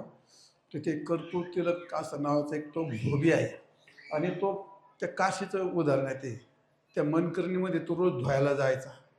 त्याच्या पूर्वीचा जुना काळ तो त्याच्या यातीप्रमाणे तो रोज धुणं धुवायचा, जायचा यायचा. त्याचं धुणं वाढलं, त्यांनी पुढे एक गाढव घेतला धुणं वाहण्याकरता. रोज त्या गाढवर धुणं घालायचं, घेऊन जायचा, धुवायचा, त्याचा नित्यक्रम चालला. त्यांनी हौशीने पुढे कुत्रा पाळला. गाढव पांढरा शुभ्र होता माझ्यासारखा, आणि तो गाढव कुत्रा पण पांढरा शुभ्र होता. मस्त त्या कुत्र्याची आणि गाढवाची एवढी मैत्री जमली. ती जनावरची जमती मैत्री, माणसाचं मला नाही माहीत. अशी मैत्री जमली. ते रोज गाढवाच्या पाठीमागे जायचं यायचं. धंदा चांगला झाला. एक दिवस भरपूर धुणं आलं. ते खूप थकलं बिचारं. जे गेलं गाढवाला चारा टाकला, जेवण केलं, झोपलं, कडी लावलं. दुर्दैव त्याचं त्या दिवशी त्याच्या घरी आले चोर. आता चोर आल्यानंतर ते लागले त्याचं दारबीर मोडायला. आता कुत्रा झोपला होता गाढवाच्या पुढे. ते गाढव कुत्र्याला उपदेश करायला आलं. ते म्हणलं, हे अरे उठे, ते चोर आले, हे उठ, चोर आले. ते कुत्र्याने वर मान केली. त्याला काय झालं? ते चोर आले म्हणला, हा मुकर ना काय? तर नाही म्हणलं, आपण आज रजेवर येत. म्हणला, हा रजेवर येत? काय झालं? तुला काय मालकाने मला भाकरी नाही टाकली. म्हणला, आज भाकरीने टाकली त्यामुळे मी नाही काही, माझ्या ड्युटी नाही म्हणला आज. गाढव म्हणला, अरे पण इतके दिवस भाकरी खाल्ली, त्याचं काय म्हटलं? ते काय ते चोर, त्याला चोरी होईल, त्याला मारतील. तो कुत्रा म्हणला, मला आज काही करायचं नाही. ते गाढव म्हणला, पण इतके दिवस भाकरी खाल्ली, हे तुला काय करायचं? म्हणलं, त्या आईचं गाढव, ते गाढव, तुला काय कळलं? मला माझ्या काय, तुला काय कर, तू तुझं बघ, मी माझं बघ. गाढव म्हणला, गाढव कुत्र्याला म्हणला, कुठं गाढवाचे नदी लागतात? कुत्र्याच्या आवाजानं जागं झालं काय, गाढवाच्या आवाजानं जागं झालं, त्याला काय कळतो? त्यामुळे गाढव म्हणला, त्या कुठं गाढवाच्या नदी लागता? गाढव कोणला म्हणला? काय म्हणला? आता गाढवाच्या मोठ्याने म्हणला तर तुला काय त्रास होईल का? गाढवाच्या कुठं नदी लागता? मग कुत्र्याचा कार्यक्रम गाढवानी बजवला. आणि मग मालक जागवण्याचे कर्तव्य ना. मग कुत्र्याच्या आवाजाने झाला काय, गाढवाच्या हातीने. आणि मग त्यांनी कार्यक्रम सुरू केला. आता गाढवाचा आवाज तुम्हाला माहिती आहे, सारी गमपदनी सा ऐकतात. त्याचं काय हिशवत नसतं त्याचं. आता मी काय गाढव नाही तुम्हाला ओरडून दाखवाल ते कसं ओरडलं. त्यांनी वाकी केलं. मालक जागा झाला, चोर पळाले, चोरी टळली, मारे टळला, सगळं झालं. मालकाचं डोकं फिरलं, आतून दंड्या घेऊन आला, खानाची काठी चांगली, दार उघडलं, असा गाढव ठोकला. म्हणलं दमलं खमलं सरा, चाललं, खाल्लं पिल्लं, मला माझी झोप मोडी म्हणला.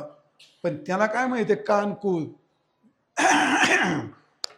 गाढव ठोकला, गेला ना आतमध्ये जाऊन झोपला. गाढव अशी पाठ वाकून उभं राहिलं. आणि मग कुत्रे महाराज उठले, गाढवाच्या पुढे आले. बरी का म्हणजे तब्येत?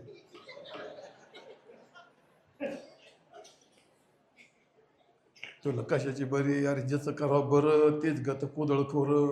तुला काय झालं? तुला कुत्रा म्हणला, अरे माझी ड्युटी मी बजावी आणि तुझी ड्युटी तू बजावी. कुत्र्याच्या मुखातलं वाक्य आहे ते. काय वाक्य आहे? अनाधिकारात परकार्य न चर्चेत. अधिकार वाचून कोणी कोणाचा कार्यात भानगडीत पडू नये. माझा अधिकार मला जाग करायचा आहे, तुझा अधिकार धुनवायचा आहे. तसा कलियुगातल्या माणसाचा अधिकार नामस्मरण करून भगवत प्राप्ती करून घेण्याचा आहे.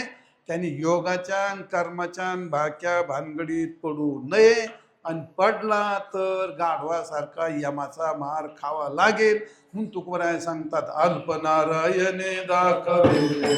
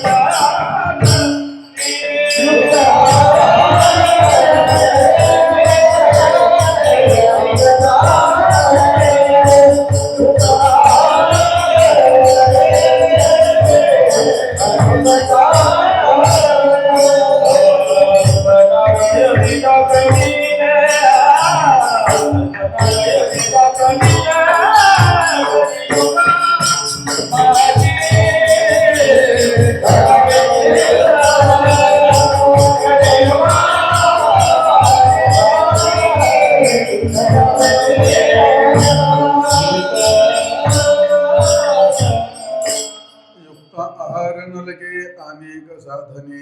काही साधनं करू नका. मग अल्पनारायणे दाखविले. भगवंतानी फार थोडं दाखवलंय, फार सुख सांगितलेलं आहे गीतेमध्ये, भागवतामध्ये. भगवान सांगतात, योगात्रयो मया प्रोक्ता नाम श्रीविदितया ज्ञानं कर्मस्य भक्तिश ज्ञानं कर्मस्य भक्ती नोपाय. आता येणं थोडं जाऊ द्या. योगात्रयो मया प्रोक्ता नाम श्रीविदितया ज्ञानं कर्मश भक्तिश.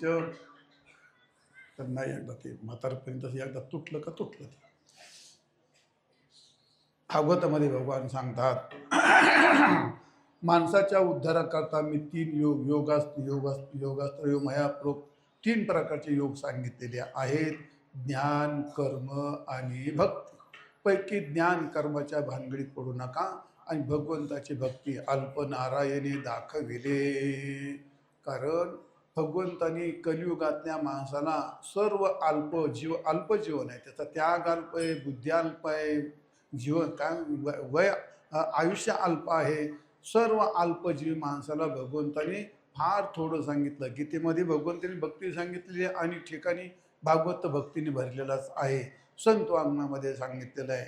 आणि म्हणून दुसरं का हे करू नका. काय करावं? अभंगाच्या 2ऱ्या चरणामध्ये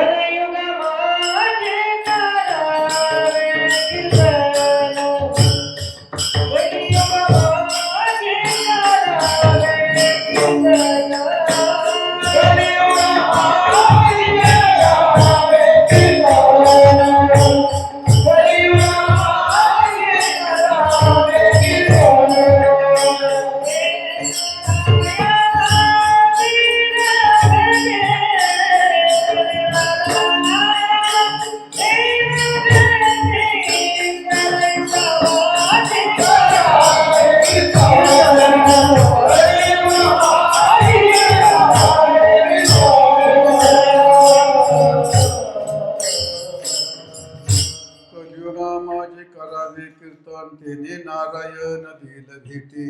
कलियुगामध्ये कीर्तन भगवंताचं नामस्मरण करावं. का करावं? होय, कलियुगामध्ये भगवंताचं नामस्मरण हेच मुक्ती देतं. कारण कलियुग हा अत्यंत दोषाची खाण आहे. ह्या दोषाच्या खाणीमध्ये दुसरं काही चालत नाही महाराज. ह्या एका ग्रंथकाराने असा पश्चाताप केलाय, तो म्हणतो, या कलियुगामध्ये लवकर मरेल तो बरा, इतके दोष भरलेत.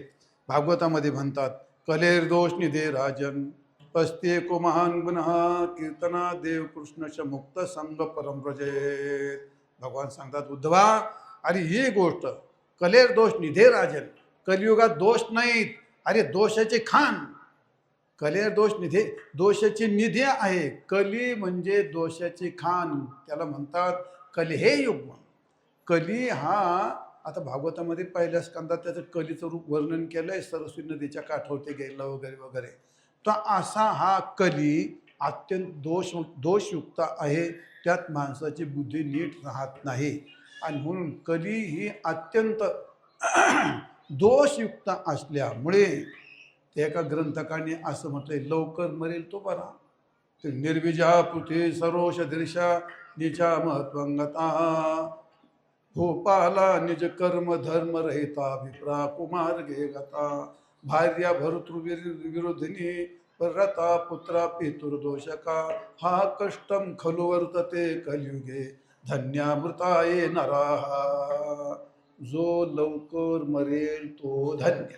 लवकर मारा, नसल्यामुळे तर फाशी घेऊन मारा, पण लवकर मारा. का? त्याची यादी वाचली असं म्हटलंय, निर्विजा पृथ्वी. अरे या पृथ्वीची पीक तर तुकोबऱ्या सांगतात, मेघ पडावया भीती आणि पीक सांडीले क्षिती. पीक पिकायला तयार नाही, मेघ वेळेवर पडायला तयार नाहीत. निर्विजा पृथ्वी सर्व नीचा महत्वंगता. कायदे आलेत, अत्यंत नीच पातळीचे अनधिकारी माणसं अधिकारावरती जाऊन बसले. का? कलीचा प्रभाव. भोपाला निज कर्म धर्म रहिता. राजे लोकांनी कर्म धर्म ठोकरले, साधू संत ठोकरले. भोपाला निज कर्म धर्म रहिता.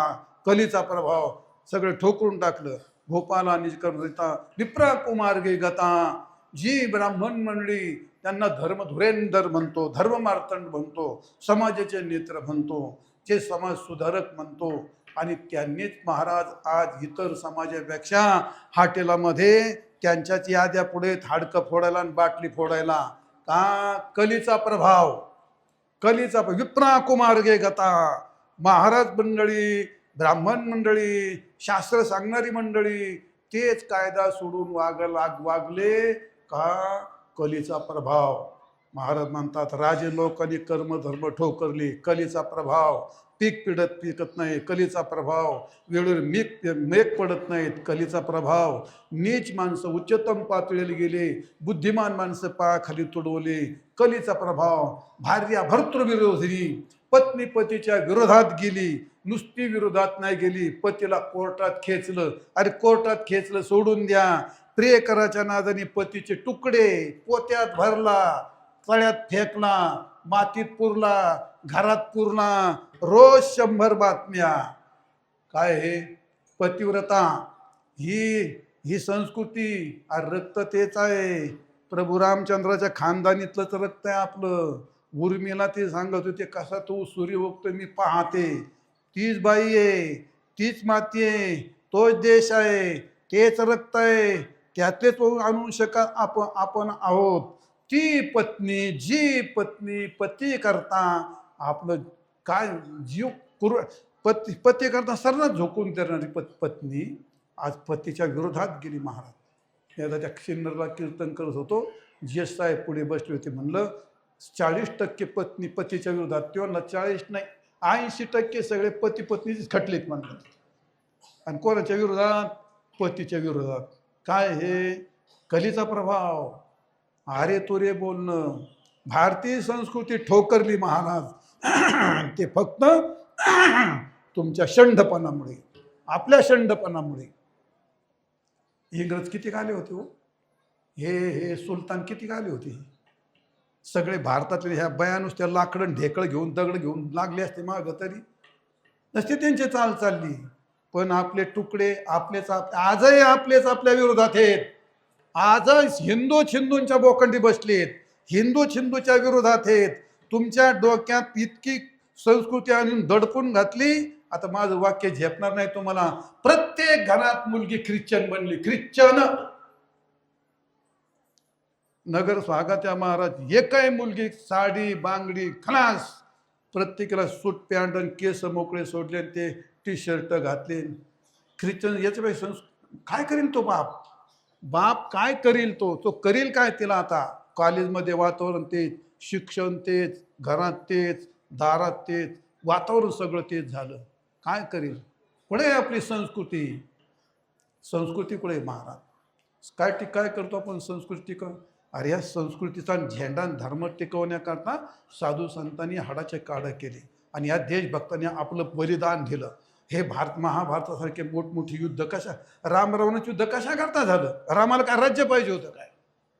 महाभारतात पांडवांचं युद्ध कसं, पांडवांना काय राज्य पाहिजे होतं काय? हे फक्त धर्म संस्कृती आणि धर्म जगवण्याकरता झालं. आणि कलियुगामध्ये ती सगळी तिळंजली झाली. महाराज आपल्या समोर झाली, आपल्या समोर होती. भाया हो, पोरी हो, तुम्हाला हात जोडतो. इंजिनियर व्हा, डॉक्टर व्हा, वकील व्हा, सगळं व्हा, पण उत्तम प्रकारची गृहिणी बन. महाराज मुली लग्नच करीनात, मुली लग्नच करीनात. 500 नवरे 30 आणि 40 35 वर्षाचे पोरं होऊन झालेत आणि यांच्या त्या बापाच्या डोक्यात अवदासं घुतली. माझ्या पिंटीचं करिअर करिअर करिअर दिल्लीला घातली, हैदराबाद घातली. आरती काय शुकाची, अरे हे तिथं 30 वर्ष तिकडंच पोरं घेऊन फिरत येते. त्याचे रिलेशनशिप आणि त्याचे कौतुक करणारे, कौतुक आता मीडिया कौतुक करणारे तेच चालले ते. बरं कोणत्या पुरीला बोलवलं तर गाठून मारतील ते आपल्याला. अशी परिस्थिती झाली. मग सांगा तुम्ही, आता माझं हो दे कीर्तन 2 मिनटं, तुमच्याकरता 2 मिनटं सांगतो. पुरी हो, तुम्हाला शक्ती म्हणतात. बाईच्या खांद्यावरती केवढाही श्रीमंत मोठा बागायतदार असला, त्याची इज्जत कोणाच्या खांद्यावर? ए वर बार आहे, त्याची इज्जत कोणाच्या खांद्यावर असते? बाईच्या खांद्यावर. गावाची इज्जत कोणाच्या खांद्यावर आहे? बाईच्या खांद्यावर.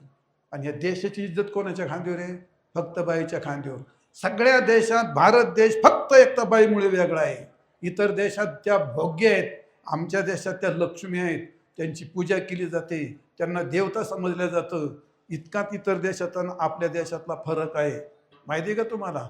आणि म्हणून बाई ही लक्ष्मी मानली, पूज्य मानली. पुढचा आहे का पुरी?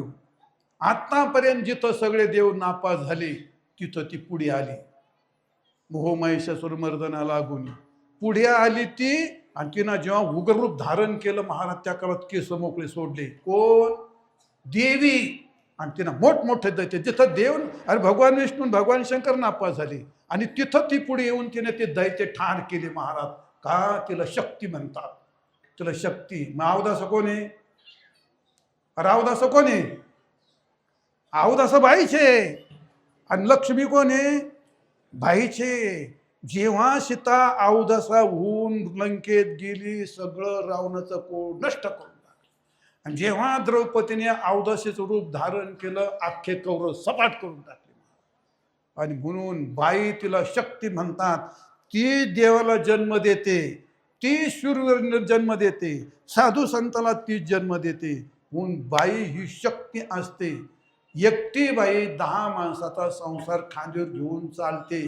पुढे आहे का? बाईला थकवा नसतो. नवरा बायको दोघं दिवसभर शेतात काम करतात, संध्याकाळी येतो, तो ढोंगट टेकून बसतो आणि हिचं युद्ध सुरू होतं. गोष्ट खरी आहे का खोटी? हिचं युद्ध सुरू होतं 10 वाजता. तिने कधी खांदा ढिल्ला केला का? कधी कोणाकडे कुरकुर केली का? तिला कधी थकवा आहे का? सकाळी त्याच्या आधी उठते की नाही? तिला कुणी बळ येतं. आपल्या अंगाची शक्ती आहे ते सुद्धा तिचंच रूप असतं, ते त्याला शक्ती म्हणतात. एवढं यांचं कौतुक का केलं? त्यांच्यावर सगळी संस्कृती, धर्म तो वरबा, धर्म तुमच्यापासून सुरू होतो, धर्म तुमच्यावरच टिकतो आणि धर्म तुमच्यावरच विस्तारित होतो. माझ्यासारखे यांच्यासारखे सगळे महाराज जन्माला आले. आम्हाला धर्म कोणी शिकवला? पाहिला कोणी शिकवला? आईने शिकवला. याला देव म्हणतात, याला बाप्पा म्हणतात, हे महाराज आहेत, यांच्या पाया पड. कुठून सुरुवात होतो? आईपासून सुरुवात होतो, आईपासून सुरुवात होतो. आणि व्रत वैकल्य करणारे कोण आहेत? हे धटिंगण करतात काय काय? हां, हे काय करतात? हे हरतालिका करतात का? 16 सोमवार करतात? काय करतात हे?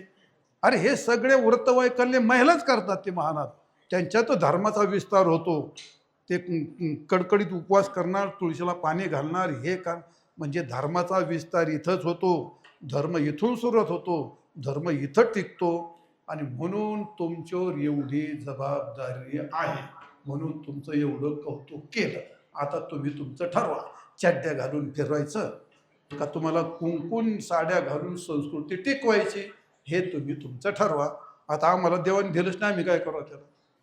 आमच्याकडे जर ती जबाबदारीच नाही दिली, आम्ही काय करणार त्याला?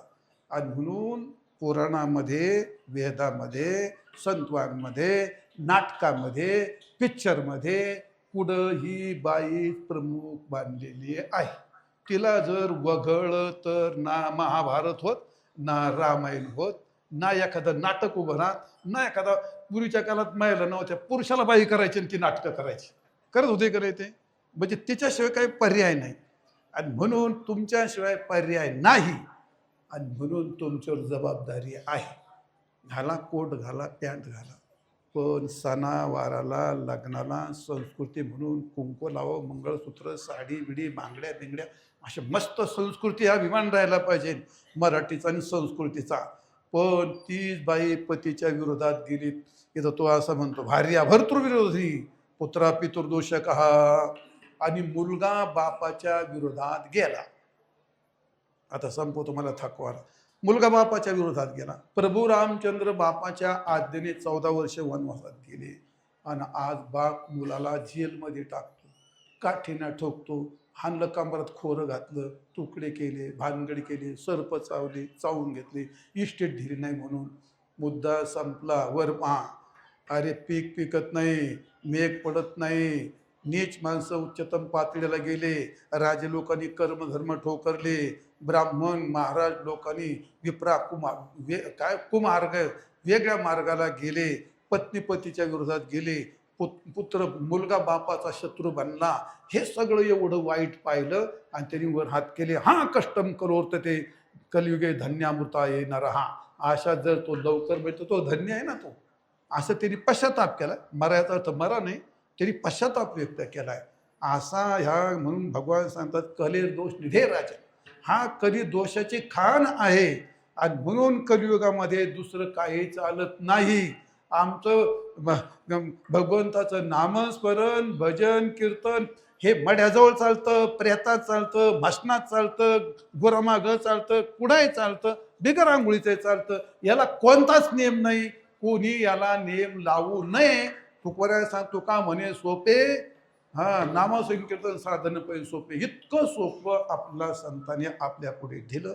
पण कलियुगामध्ये शहाण्या माणूस तुका म्हणे काय, शहाणा तो धनी, भगवंताचं नामस्मरण करावं. हा या अभंगातला आग्रह आहे. पहिल्याच्यानंच थोडंसं चिंतन केलं. योग्य असेल ते माझ्या श्रीगुरूंचे मला थकवा आला. मी आता इथं थांबणार आहे. त्याचा सर्वांनी मोठ्या प्रेमाने भजन करायचं.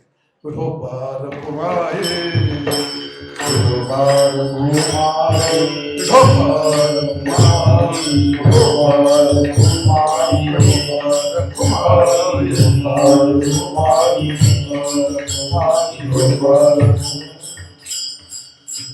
आहार न लगे अनेक साधने, अल्प नारायणे दाखविले, कलियुगा माझे करावे कीर्तन, तिने नारायण लील भेटे. अभंगाच्या प्रथम चरण चिंतन केलं आहे. यात जे योग्य असेल ते माझ्या श्रीगुरूंचे, माऊली ज्ञानोबा तुकोबरायांचे, वेदशास्त्राचं आहे. आदरणीय आचरणी त्याचं जरूर आचरण करा. म्हणून वाटलं असेल भर घाला, अधिक झाला असेल ओझा करून टाका, मातृदून गोड करून घ्या. बोलण्याच्या ओघामध्ये शब्द एखादा अपशब्द येऊ शकतो, कोणाचं मन दुखू शकतं. 1 मिनिट थांबा, 1 मिनिट. तर त्या काळात ते कोणाचे वैयक्तिक काय तो दोष नसतो. सांगण्याच्या बाबतीमध्ये आपण ते सांगत असतो. असो, 1 मिनिट थांबा, 1 मिनिट थांबा 1 मिनिट झालं. 1 मिनिट दम काढा. तुम्हाला मलाच वेळ नाही, मी थकलोय, पार घोटकोरडे झालेत माझे. तात्पर्य कोण, आज या ठिकाणी अत्यंत पवित्र आणि पुनीत भूमीमध्ये येऊन मला भगवान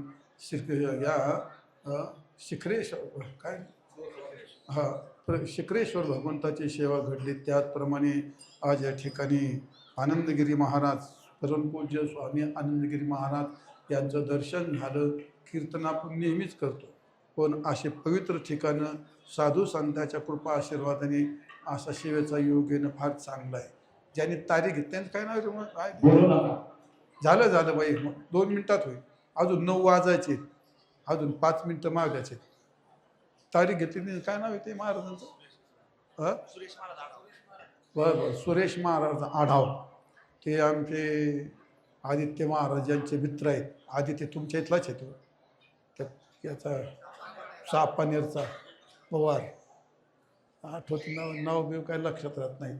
आता तुम्ही मग सगळे चेहरे ओळखीचे आहेत, पण ते नाही नाव बिवकी हे त्यातले चांगलं पक्का ओळखीचे आहेत. हे इकडचं ते आशीर्वाद महाराज शिवकर. हा नको नाव घ्या, एकाच घेतलं का पुन्हा पिढवायच्या ह्या म्हाताऱ्याने माझंच ठेवलं म्हणते. सगळी महाराज मंडळी वाजवणार फार उत्तम, मस्त छान, तुला मार्क आहेत माझे.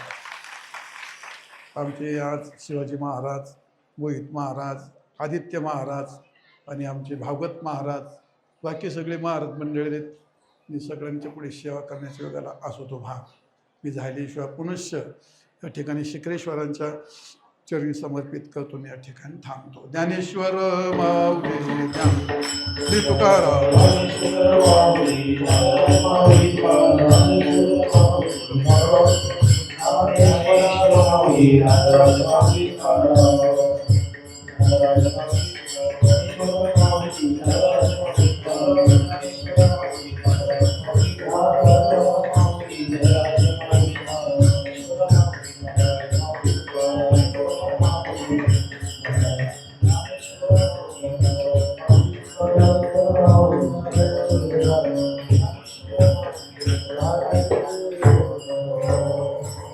विठ्ठल जय जय